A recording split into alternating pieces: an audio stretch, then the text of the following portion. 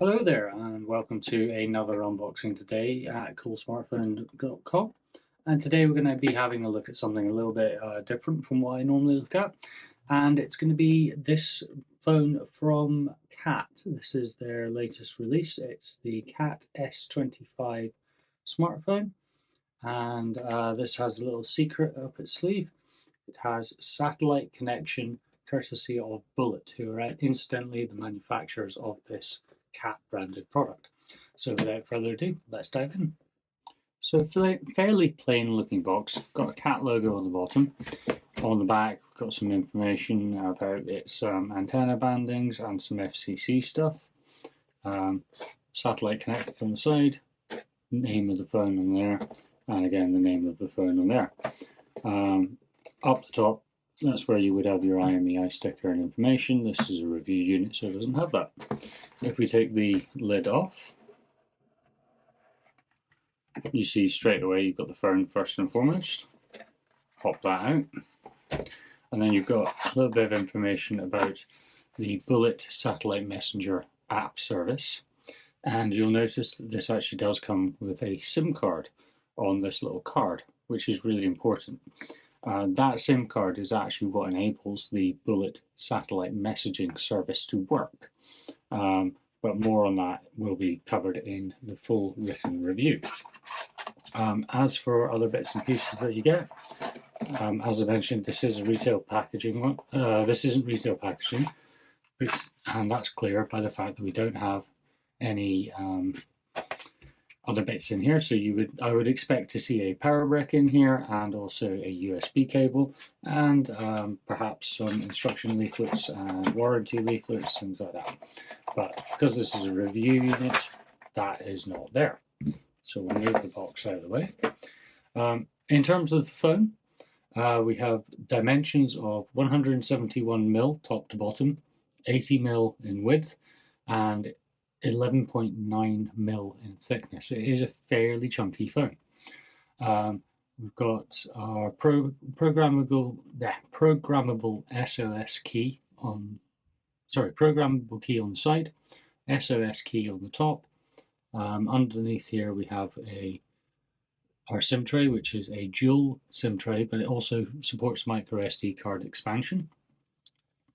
Around the back here we've got our Bullitt logo, our triple camera lens setup, and these lenses are 50 meg in the middle, I believe 8 meg at the top, and then there is also a 2 megapixel macro camera.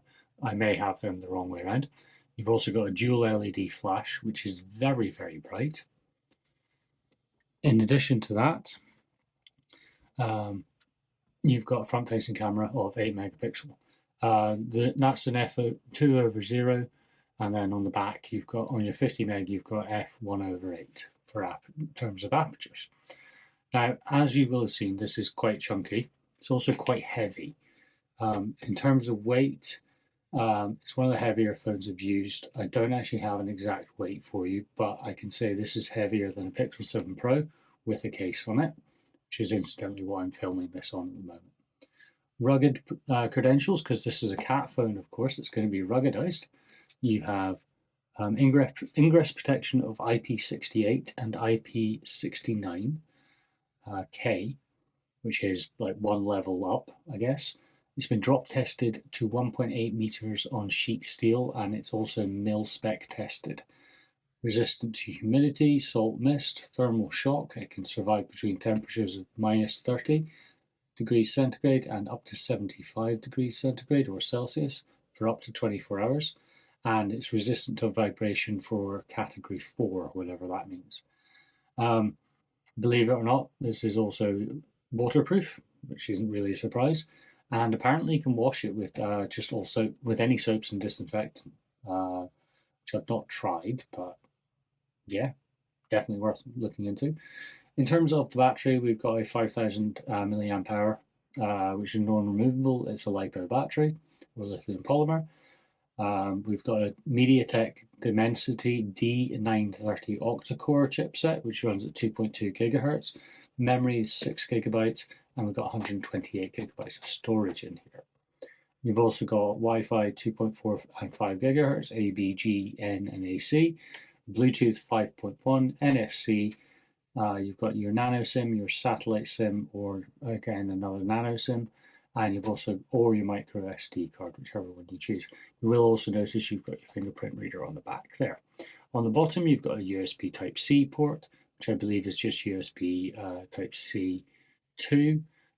So there's no DisplayPort output here. You've got your power buttons on the side and a very weird placed volume rocker. Volume rockers there, power button up top. Very weird placement there. A little bit awkward, but you would get used to it, I suppose, over time. As I mentioned, you've got your programmable key on the side, which can be programmed for various different functions, and then your SOS button. If we now boot the phone up, you've got that lovely 6.6 inch panel, which is full HD. It's 0.08mm thick Corning Gorilla Glass Victus, and it is usable with wet fingers or gloves. Resolution wise, you're looking at 1024 by 2048, and it's a 20:9 aspect ratio, but you've got a 120 hertz refresh rate. I have taken the time to go through some setup with this, so let me just pop in my code. And you can see there you've got quite a crisp, vibrant display. And it is very, very pixel-esque in the UI. Nice fluid screen. I've got this set up for dark mode as that is my personal preference. And pretty good looking user interface. Now, I do want to quickly, before we cut away to my thoughts on the phone, or a little bit more further thoughts, I want to quickly go into the Bullitt app. Now, I have taken the time to set this up, as the guys at CAT have very generously given me a free trial account. So what we could do here is we can actually go in and send a message. So if I now tap plus, and then I can select a phone number that I want to send this to. So I'm going to send this to my actual phone number, which is currently in a different phone. Not that one, because that's the wrong number. And it's not letting me do that. So what I will do is I will do a demo on this at another time, because obviously this isn't working at the moment. But you've also got other options here. You've got check-in, which you can set this up to check in with the recipient contact, and you've also got tracking. Now, tracking is a payable service, so you have to pay extra for that. I will list all of these details in the full written review, so keep an eye out for that. And then you've also got SOS. Now, I'm not going to press SOS at the moment because I don't really want to panic anyone. And I haven't notified the relevant authority that I would be testing that. Up here, you've got a little symbol which is giving you satellite indication. Now, at the moment, I am inside, and it doesn't have clear line of sight to the sky, so I'm not surprised that we're not seeing anything. Then under the messaging, you've got all your details in there, and you can see your allowance as well. So that is one of the core features of this phone, in addition to it just being an absolute solid beast of a phone. One of the things I did notice straight away, which I'll tell you about when I cut to the camera with it facing on me, because I just want to talk about some of the aspects I've noticed. So, see you on the other side. So, welcome back. Here we are again. I just wanted to take a bit of time just to go through some of the features that I found on this in my first initial couple of days usage. When I was setting this up, I did notice that the inbuilt haptic motor or haptic engine, whatever you want to call it, is very, very strong. So much so that it was actually quite a loud resonating vibration. So if you're keen on good haptics, or strong haptics, I should say, this is definitely one that is worth having a look. You will notice there that my double tapping gesture doesn't seem to work, probably because I haven't turned it on. But when I try to unlock via the fingerprint, it is pretty much instantaneous. So I'll try and show you that. So that's the screen locked. Place my finger on the back, unlocks pretty much straight away. It's quite nice to actually have a fingerprint reader on the back again. I've missed that on modern phones with all your having to touch on the screens. Although I'm still probably more of a fan of it on the side, like it is on my Pixel Fold, and also on things like the the Galaxy Fold 4, and recently reviewed Honor Magic VS.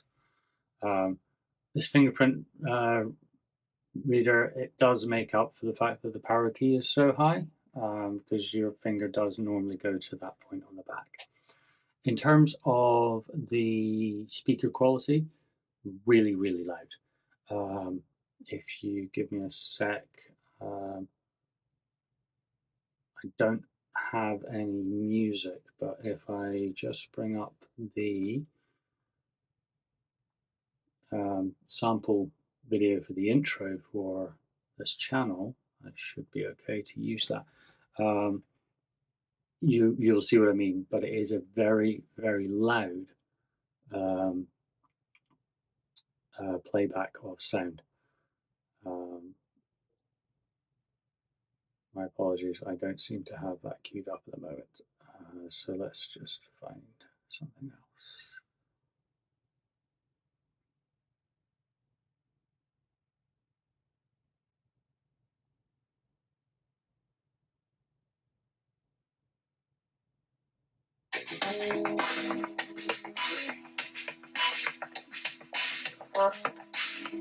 That was at full volume, so very, very good sound. I don't want to play too much because I'll get penalized by YouTube's algorithms, but the sound is very, very loud if you're looking for loud. Speaker actual quality on voice calls, it's okay. I've tested it very limited. I haven't been using my daily SIM in this yet. I intend to over the course of the next couple of days, just to give you a better sort of idea. One of the features I'm really keen to test on this is actually the underwater camera photography mode.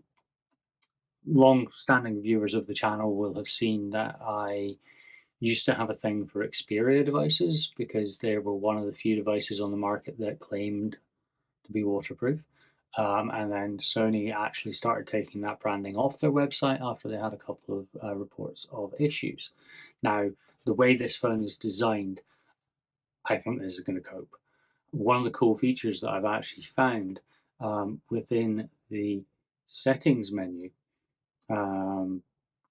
is you've actually got a mode for getting rid of water from the phone. I'm just trying to find it now, but it is actually an option in here somewhere to eject water, I believe they call it. Let's just jump in and find that now because it's going to annoy me. So if I go in here, eject, nope. I think it was a quick setting option and now I can't find it anymore. But you can see you've got all your quick settings in there. Again, it's something that I will cover in the review, but it basically plays like a loud tone through the speakers to force water out of the speakers. Very similar to what you see on smartwatches, actually. So that's kind of my first initial hands-on first impressions of the CAT S75 from Bullitt. This is going to be used in my daily rotation for the next couple of weeks to give some impressions on it. And I'm actually, I'm looking forward to seeing what it can do in terms of the satellite messaging in particular, and also that underwater photography. I'm also not going to be gentle on this phone. It's designed to be tough, so I'm going to use it. I'm going to be tough on it. I have already dropped it, not from great height, and to be fair, it was onto a carpeted floor, but there is not a mark anywhere on it. So, yeah, CAT S75 from Bullitt, available now. If you want to know more, come back and see the full review. Pricing will be listed in the article that's going out alongside this video. I believe it's currently $549 from the CAT store. Incidentally, if you don't like the CAT branding or you are in the US, this phone is also branded as a Motorola phone under the Moto Defy 2 lineup. Identical phone in pretty much every respect. There is some subtle design differences, but everything else is pretty much the same. The UI is pretty much identical. So if you're a Moto fan and not a CAT fan, you can pick this up in the US as the Moto Defy 2. Thank you very much for watching, and I will see you on the next video at coolsmartphone.com. Cheers. Bye.